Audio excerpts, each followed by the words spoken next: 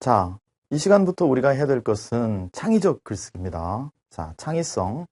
어떻게 어떤 그 새로운 아이디어를 떠올 수 있느냐, 어떤 이런 것과 또 글쓰기를 잘할 수 있는 방법이 없느냐, 이 두 가지, 이 두 마리 토끼를 잡는 거죠. 자, 이 첫 번째 시간에는 이 창의적 글쓰기를 하기 위한 그 사고를 어떻게 우리가 확장할 것이냐, 뭐 이런 거에 대해서 한번 배워보도록 하겠습니다. 자, 오늘 글을 잘 쓰려면 어떻게 해야 될까요? 자, 보통 글쓰기는 뭐 재능이다, 뭐 이렇게 표현하기도 하고요. 또 작가들은 뭐 원래부터 글을 잘 썼지 않느냐, 이런 얘기를 하기도 합니다. 그런데요, 저도 사실 오랫동안 글쓰기를 해왔지만, 제가 하다 보니까 글쓰기 역시 훈련에 의해서 이루어질 수 있다, 이런 생각을 하게 됐습니다. 그래서 저를 잘 따라오시면 글쓰기도 잘 쓸 수 있고, 또한 창의성도 높일 수 있지 않느냐라고 생각하고 있습니다. 자, 그런데 어떻게 해야 될까요? 그러면 자, 우리가 모든 그 예술 행위에 있어서 가장 중요한 것은 뭡니까? 자, 사물을 잘 관찰하는 겁니다. 우리가 그림을 그릴 때도요. 자, 그림 잘 그리는 사람한테 그림을 어떻게 잘 그립니까? 라고 물어보면 아마 대부분 이런 대답을 내놓을 겁니다. 뭐냐면 관찰을 잘 하세요 라고 얘기를 한다라는 것이죠. 자, 마찬가지로 글쓰기 역시 관찰이 가장 중요한 1차적인 행위다. 왜냐하면요. 우리 글쓰기는 외부에 있는 어떤 것들을 나한테 가져오는 행위가 큽니다. 물론 우리가 안에 있는 어떤 내 생각을 표현하는 게 글쓰기이기도 한데요. 자, 글을 쓰려면 글감이 있어야 하지 않겠습니까? 이 글감이라는 게 무엇이냐? 대개 외부에서 얻어오는 것도 굉장히 많다는 것이죠. 그래서 외부의 어떤 사물이나 풍경이나 또 사람이나 또 어떤 그 문장이라면 또 글이라면 그 글을 뭐 잘 봐야만 그 글에 있는 핵심 메시지를 우리 가져올 수 있는 거 아니겠습니까? 그래서 글쓰기에서 가장 중요한 첫 번째 단계는 저는 관찰이라고 생각합니다. 자, 이런 얘기를 한번 해보겠습니다. 우리가 그 창의성을 높이기 위한 그 책들이 많이 나와 있는데요. 시중에 많이 나와 있습니다. 그런데 그 중에 생각의 탄생이라는 책이 있습니다. 자, 이 책은 창의성을 높이는 데는 굉장히 중요한 책인데요. 자, 이 책에서 나오는 어떤 이야기를 잠깐 해보겠습니다. 이 생각의 탄생은 자, 우리가 그 뛰어난 사람들, 뭐 뛰어난 예술가, 과학자, 수학자 이런 사람들의 어떤 그 생각은 어떤 것이냐, 그 창의성은 어디서 오는 거냐, 뭐 이러한 걸 분석해서 그 결과물을 내놓은 책인데요. 자, 알고 보면 비밀이 있다는 겁니다. 비밀은 뭐냐면 이 위대한 예술가나 어떤 위대한 사상가 이런 사람들, 수학자 이런 사람들이 알고 보니까 생각을 독특하게 한다라는 것이고요. 자, 그들에게는 창의적인 생각을 할 수 있는 어떤 도구가 있다 이렇게 얘기를 합니다. 그런데 그 도구는 뭐 예를 들면 상상력일 수도 있고요. 또 어떤 그 이미지 속에서 무언가를 이렇게 떠올려서 형상화하는 것도 있고요. 또 추상화라는 것도 있고요. 또 뭐 감정이입이라는 것도 있고요. 여러 가지 그 13개의 어떤 도구들이 나와 있는데 그 중에 저는 이 관찰이라는 것을 참 인상 깊게 봤습니다. 자, 이 책에서도 우리가 어떤 뛰어난 사람이 되기 위해서는 관찰이 매우 중요하다고 얘기를 하는데요. 여기에 여러 가지 몇 가지 사례가 나오는데요. 자, 보세요. 아까 한 얘기 좀 더 해보면요. 우리가 그림을 잘 그리기 위해서는 대상을 잘 관찰해야 된다고 하는데요.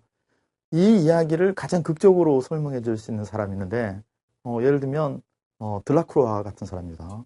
자, 이 화가는 뭐라고 얘기를 하냐면, 자, 여기 어떤 사람이 5층에서 떨어진다고 하자. 자, 떨어진다고 했을 때,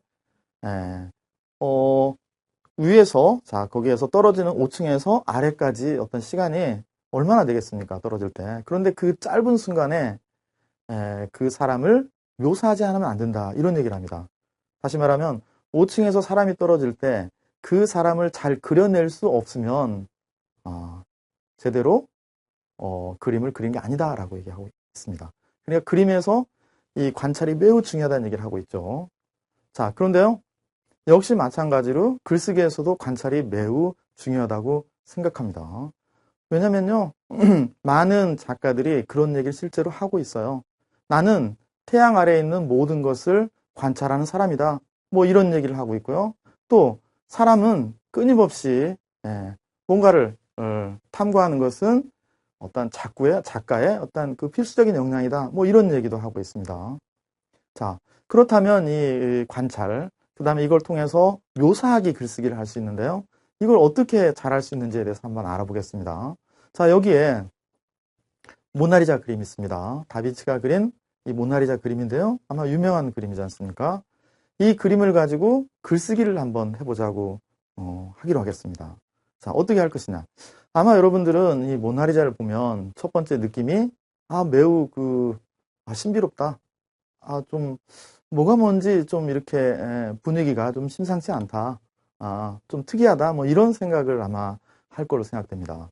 자, 그런데 우리 글쓰기에서는 제가 얘기하지만 이 사실이 굉장히 중요하기 때문에 글을 쓸 때 내 소감을 쓰는 행위도 매우 중요합니다만, 자, 그 대상을 1차적으로 묘사함으로 인해서 글쓰기 어떤 훈련을 할 수 있다는 것이죠. 자, 그러면 어떻게 해야 될까요? 일단요, 여러분, 이 그림을, 자, 누구한테 보여준다고 한번 생각해 보세요. 자, 보여주는데 글로 보여주는 거죠. 그런데 그림은 전송할 수가 없습니다. 오로지 글로서만이 이 그림을 보여줄 수 있다는 것이죠. 그렇다면 이 그림을 세세하게 표현을 해야 하지 않겠습니까? 자, 이 그림은 우리가 너무나 유명하기 때문에 그냥 건너뛸 수도 있겠지만 이 그림이 아니라 다른 그림이었다고 생각해 보세요. 받는 사람이 전혀 모르는 그림이다. 그럴 때 어떻게 하겠습니까? 이 그림을 차근차근 묘사를 해야 되는데, 자, 일단은 묘사하는데도 요령이 있습니다. 자, 묘사를 할 때 우리가 어떤 저 미소가 특이하고 또 눈동자가 좀 묘하게 생기고 또 배경은 우중충하고 뭐 이러한 것들을 멋있게 표현하려고 하면 실패하기가 쉽습니다. 많이 쓸 수가 없고요. 잘 문장이 나오지 않습니다. 그러니까 어떻게 하냐면 일단은 이 그림을 자, 키워드도 괜찮고요. 또한 가장 중요한 것은 단문 형태로 늘어놓는 겁니다. 그러니까 토해놓는 겁니다. 그러니까 뭐냐면 예를 들면 자, 머리가 길다. 일단요, 한 여자가 앉아있다. 이렇게 얘기할 수 있고요. 자, 눈썹은 어떻게 생겼습니까? 눈썹이 좀 거의 없죠? 자, 그리고 코는 오뚝하고요. 또 입술은 자, 다물고 있습니다. 그 다음에 옷은 검은 옷을 입고요. 또 손은 이렇게 뽀개고 있습니다. 자, 배경은 약간 우중충한데 여기에 길이 있고 또 강이 있는 것 같습니다. 자, 이런 식으로 그림 자체에 대한 이야기를 단문 형태로 그냥 마구 쓴다고 생각하십시오. 그럼 1차적으로는 우리는 머릿속으로 문장을 만들기 전에 노트에다가 이 어떤 대상을 가장 단순한 문장 형태로 놓는다는 것이죠. 자, 그런 다음에 그 나온 글을 마치 우리가 요리를 하듯이, 요리는 재료를 가지고 갖다 놓고 어떤 맛있는 요리를 만드는 거 아니겠습니까? 마찬가지로 글쓰기 역시 이렇게 내가 단문으로 이렇게 쓴 어떤 이런 글들을 이어가고 또 자르고 또 그 다음에 멋진 수사를 하고 이런 식으로 다듬어 간다라고 생각하십시오. 머릿속에서 복잡한 문장을 만들려고 하고 멋있는 문장을 만들려고 하면 글쓰기가 잘 되지 않습니다. 아마 여러분도 아마 겪었을 것 같은데요. 그래서 가장 중요한 것은 자, 어떤 걸 관찰할 때 잘 봐야 됩니다. 구석구석을 잘 봐야 돼요. 왜냐하면 어떤 사람이 그 그림에 대해서 궁금해 하는데 여러분의 어떤 주관에 의해서 그 그림의 정말 중요한 부분을 빠뜨린다면 있을 수 없는 일이지 않겠습니까? 그래서 그림을 잘 구석구석 있는 그대로 표현을 한다. 다만 규칙은 가장 단순한 문장으로 써놓고 그 다음 단계 다듬어 간다. 이렇게요. 자, 예를 들면요. 나는 학교에 가다가 친구를 만났다. 또 빵을 사 먹었다. 그냥 이렇게 얘기를 해놓은 다음에 그 다음에 나는 학교에 가다가 어떤 친구를 만났고 갑자기 배가 고파서 빵을 사 먹었다. 이런 식으로 중간에 뭔가를 집어넣어서 문장을 이어가는 형식으로 하는 게 가장 빠른 글쓰기다. 이런 겁니다. 자, 이 관찰을 통해서 묘사하는 것은 그림이 참 괜찮습니다. 어떤 정물화도 괜찮고요. 풍경화도 괜찮고요. 자, 나는 앞으로 무엇이든지 다 묘사할 수 있다. 이런 생각을 하면 좋겠습니다. 사람의 얼굴을 글로 묘사하는 것도 지금 모나리자도 해봤지 않습니까? 자, 그래서 예를 들면 내 앞에 어떤 책이 있다. 그럼 책 표지를 한번 보십시오. 책 표지를 본 다음에 그 책 표지에 있는 내용을 간단한 문장으로 이렇게 만들고 그 다음에 문장을 한번 이어보세요. 그러면 의외로 많은 글을 쓸 수 있습니다. 제 방에 있는 그런 책 중에서 사치와 문명이라는 이런 책이 있어요. 이 사치스러움이 어떻게 문명을 이끌어 왔느냐에 관한 그런 책입니다. 근데 이 책에 보면 이 그 의자가 하나 이렇게 표지에 나와 있는데 그 의자를 보면 그냥 우리 그 학교에서 보는 평범한 어떤 그런 나무로 된 그 의자인데요. 이 의자의 다리가 발바닥 특히 발 부분이 그 사자의 발로 되어 있습니다.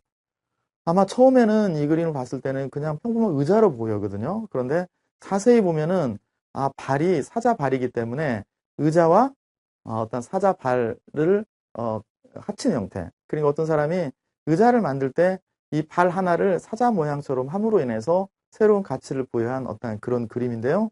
이것도 처음에는 우리 관찰을 잘 안 할 때는 잘 모릅니다. 그런데 여러분이 글을 쓰려고 자세히 보다 보면 그게 보인다는 것이죠. 그래서 어떤 의자가 하나 있고, 자, 그 의자 가운데 보면 또 뭐 철망 같이 생긴 것도 있어요. 그런 것도 하고, 그 다음에 특히 그 다리에 나와 있는 그 사자발, 이런 부분을 그냥 쉬운 문장으로 나타낸 다음에, 그 다음에 여러분이 소감을 쓰는 형식으로 가는 것이 글쓰기 가장 빠른 길이다. 뭐 이런 얘기를 말씀드리고 싶고요.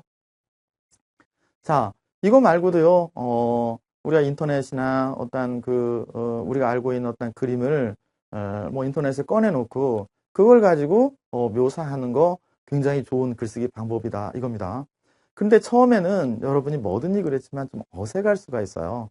하지만 여러분이 아까 하는 방식으로 잘 보고, 그 다음에 단문 형태로 털어놓으면, 여러분이 의외로 굉장히 많은 걸 넣을 수 있습니다. 자, 그런데 뭔가를 이렇게 털어놓는 방법 중에 있어서 이 마구쓰기를 한번 여러분이 배우면 어떨까 싶습니다. 자, 마구쓰기는요, 영어로 프리 라이팅 이렇게 하는데요. 자유롭게 글을 그냥 쓰는 겁니다. 자, 이렇게 해보세요. 자, A4 용지 한 장을 꺼내놓고 혹은 그냥 종이를 하나 꺼내놓고 그 위에다가 마구마구 글을 쓰는 거예요. 그냥 이것은 글을 잘 쓰고 못 쓰고 이런 게 없고 그냥 분량을 그냥 A4 용지 반 장 정도가 좋습니다. 반 장을 그냥 채워가는 과정이다 이렇게 생각하십시오. 자, 규칙은요. 이 멈추면 안 되고요. 중간에 멈추면 안 되고 내가 이상한 생각이 떠오르고 굉장히 허무맹랑한 생각이 떠오르더라도 그대로 그냥 반영해서 쓰는 겁니다. 자, 일기 쓰기 또 어떤 독후감 쓰기도 마찬가지고요. 일기 쓰기 여러분 오늘 하루를 돌이켜보면서 뭔가 일어났던 일을 그냥 단문 형태로 나는 오늘 누굴 만났다, 누굴 만나서 뭐 예를 들면 PC방에 갔다, PC방에 갔다 와서 엄마한테 혼났다, 뭐 이런 얘기들을 그냥 자연스럽게 단문 형태로 써놓은 형식이 굉장히 중요하다라는 겁니다. 자, 이 마구 쓰기는요. 자, 우리가 이 그 창의성을 높이기 위한 방법으로 브레인스토밍이라는 게 있습니다. 여러 사람이 모여서 어떤 의견을 자유롭게 내는 거죠. 여기에도 물론 규칙이 있습니다. 뭔가 어떤 사람이 의견을 내놨을 때 그것을 반박하거나 뭐 거기에 대해서 뭐 이거 아니지 않냐 이런 식으로 하는 게 아니라 그냥 일단 의견을 여러 가지를 쏟아낸 후에 여러분이 그걸 취합해 가지고 뭔가 의미 있는 뭔가를 얻어내는 건데요. 우리가 자연스럽게 이렇게 얘기를 하고 뭔가를 털어놓다 보면 우리가 뜻밖의 많은 것들을 얻을 수가 있다라는 것이죠. 자, 이 마구쓰기가 중요한 것은요. 우리 뇌 속에는 뇌는 우리 기억은 장기 기억과 단기 기억이 있답니다. 그래서 우리 장기 기억은 우리가 이제까지 겪어왔던 것들이 자, 장기 기억 속에 숨어 있고 우리가 지금 이렇게 활동하고 먹고 마시고 이런 우리가 생각하고 이런 것들은 단기 기억 속에서 있다라는 것이죠. 그러다 보니까 장기 기억 속에 있는 수많은 정보들이 이렇게 밖으로 꺼내오는 일이 굉장히 힘들다라는 거죠. 근데 이걸 하는 방법이 바로 마구쓰기라는 겁니다. 뭐 예를 들면 이런 얘기를 할 수 있을 것 같아요. 뭐 다치바나 다카시라는 일본의 저술가가 한 얘기인데 자, 우리에게는 굉장히 많은 정보가 있는데 잘 안 나온다. 예를 들면 우리가 국어 사전을 만든다고 생각해 보세요. 뭐가 잘 떠오르지가 않습니다. 단어도 떠오르지 않고요. 문장도요. 그런데 여러분 집에 가서 사전을 떠들어보면 어떻습니까? 굉장히 많은 단어를 알고 있고 많은 문장, 서술한 걸 알 수가 있지 않습니까? 이걸 어떻게 설명하겠습니까? 이것은 바로 우리 안에 굉장히 많은 정보들이 있다라는 거고 그게 잘 밖으로 나오지 않는다라는 이야기입니다. 그러니까 그런데 뭐 다른 사람하고 뭐 자주 만날 수 있는 게 아니지 않습니까? 그래서 이 마구쓰기는 나 혼자 하는 브레인스토밍이다 이렇게 생각하시고 자, 글쓰기가 특히 어려우신 분들은 어떻게 해요? 백지 하나를 꺼내놓고 한 5분 정도 시간을 맞춰 놓은 다음에 그 5분 안에 계속 뭔가를 써나가는 이런 행위를 하게 되면 우리 안에 있는 굉장히 새로운 어떤 생각들 여러분이 한번 경험해 보세요. 저도 마구쓰기 많이 했었거든요. 하다 보면 내가 어떻게 이런 생각을 했지? 이런 표현이 나한테 나오지? 할 정도로 굉장히 재미있는 그런 표현법도 많이 나오게 됩니다.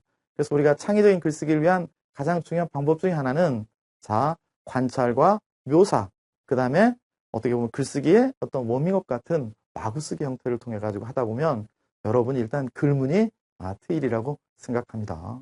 자, 오늘 이 시간은 여기서 마치고요. 다음에 좀 더 재미있는 얘기로 글쓰기, 창의적 글쓰기 이어가도록 하겠습니다.